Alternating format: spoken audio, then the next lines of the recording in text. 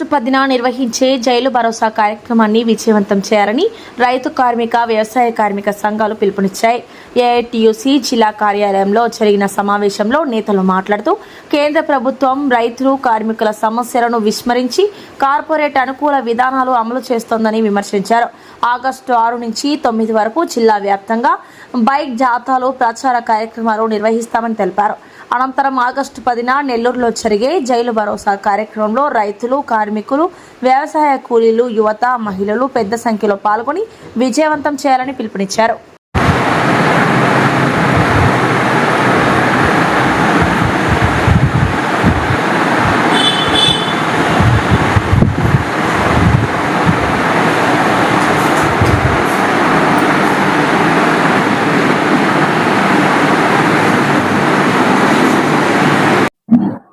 సభకు నమస్కారం. నా పేరు మూలి వెంగయ్య, ఏపీ రైతు సంఘం జిల్లా ప్రధాన కార్యదర్శిగా పనిచేస్తున్నాం.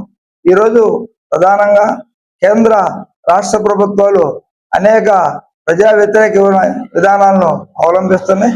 అది ఒకప్పుడు మన స్వతంత్రానికి ముందు ఇంగ్లీష్ వాళ్ళు పరిపాలిస్తున్నప్పుడే నయం అనిపించే రకంలో ఉంది.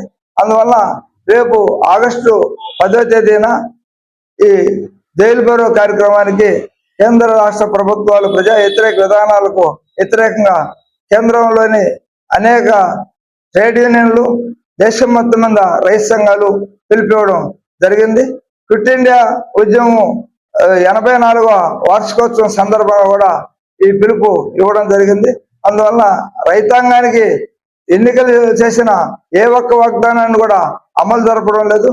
ప్రధానంగా మేము అధికారంలోకి వస్తే స్వామినాథన్ గారి కమిటీ సిఫార్సులు అమలు చేస్తామని చెప్పి ఆచరణలో తుంగలో తొక్కేయడం జరిగింది. అదే రకంగా కార్మికులకు సంబంధించిన అనేక చట్టాలు చేస్తామని చెప్పి చేయకపోగా ఉన్న చట్టాలన్నింటినీ రద్దు చేసి 4 లేబర్ కోడ్లను తీసుకొచ్చి నడ్డి విరిసే పరిస్థితి చేయడం జరుగుతుంది. అదే రకంగా అనేక రకాలుగా దేశంలో ప్రతి ఒక్కరికి ఉద్యోగ వ్యవస్థలు లేకుండా చేయడం జరిగింది. అదే వైద్యాన్ని కార్పొరేట్ శక్తుల చేతుల్లో పెట్టి అమ్ముకుంటామన్నారు. వీటన్నిటికీ వ్యతిరేకంగా ఈ జైలు భరో కార్యక్రమం జరుగుతుంది.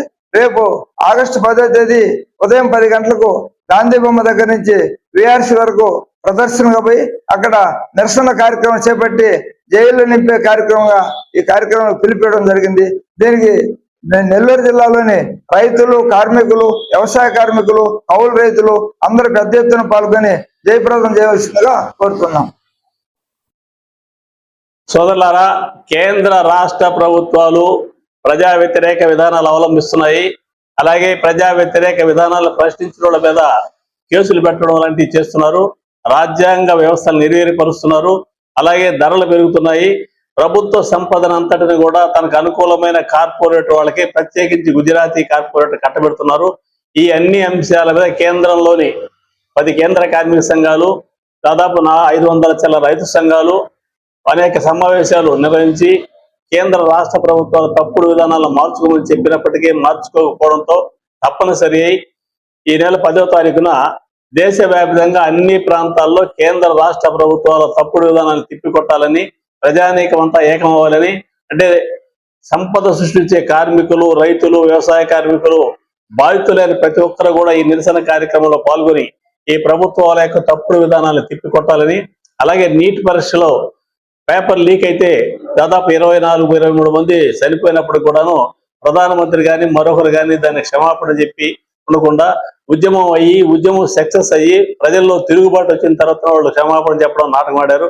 ఇలాంటి తప్పుడు విధానాలను మార్చుకోవాలని చెప్పని ఈ కేంద్ర కార్మిక సంఘాలు, రైతు సంఘాలు, ప్రజలందరూ కూడా ఈ నిరసన కార్యక్రమం చేస్తున్నారు. ఈ నిరసన కార్యక్రమం నెల్లూరు జిల్లాలో గాంధీ బొమ్మ నుంచి అంబేద్కర్ బొమ్మ వరకు ప్రదర్శన ఉంటుంది.